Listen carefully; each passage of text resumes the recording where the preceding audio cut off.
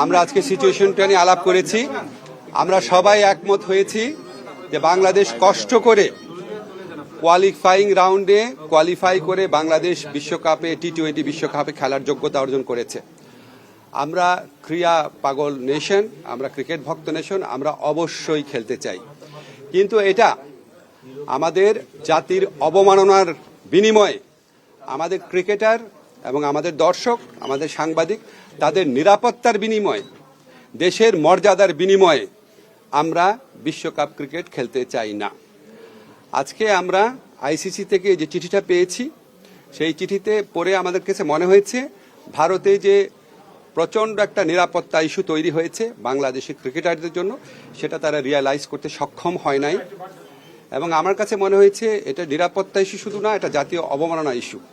যাই হোক, আমরা নিরাপত্তা ইস্যুটাকেই মুখ্য করে দেখছি, যেখানে ভারতের ক্রিকেট কন্ট্রোল বোর্ড নিজেরাই বলছে কলকাতা টিমকে যে এই প্লেয়ারকে নিরাপত্তা দেওয়া যাচ্ছে না, ওনাকে তোমার টিম থেকে বাদ দাও।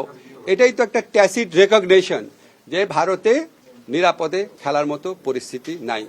আমরা ভারতের যে বিগার পিকচার আছে, সাম্প্রদায়িক পরিস্থিতি, সেটা নিয়ে কিছু বলতে চাচ্ছি না, কিন্তু আমাদের ক্রিকেটারদের নিরাপত্তা, বাংলাদেশের নিরাপত্তা, বাংলাদেশের মর্যাদা, এটার প্রশ্নে আমরা কোনো আপোষ করব না।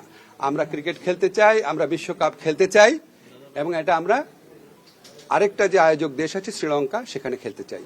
এই পজিশনে আমরা অনর আছি। আমরা কেন এই পজিশনে অনর আছি? আমরা আশা করি আমরা আইসিসিকে বুঝাতে সক্ষম হব, এবং আইসিসি আমাদের যুক্তিগুলো সহৃদয়তার সাথে নিরপেক্ষভাবে বিবেচনা করে আমরা কষ্ট করে যে অর্জনটা করেছি সেই টি-20 বিশ্বকাপে আমাদের খেলার সুযোগ করে দিবে। ধন্যবাদ।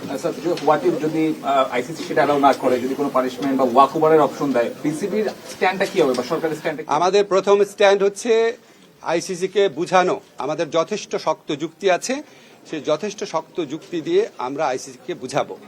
আমাদের স্ট্যান্ডের মূল নীতি হচ্ছে বাংলাদেশের নিরাপত্তা, বাংলাদেশের সম্মান আর বাংলাদেশের মর্যাদার প্রশ্নে আমরা আপোষ করব না, কিন্তু আমরা অবশ্যই ক্রিকেট বিশ্বকাপ খেলতে চাই। তারপর পরবর্তী পরিস্থিতি যা হবে সেটা নিয়ে আবার আমরা বসে আমরা সিদ্ধান্ত নিব।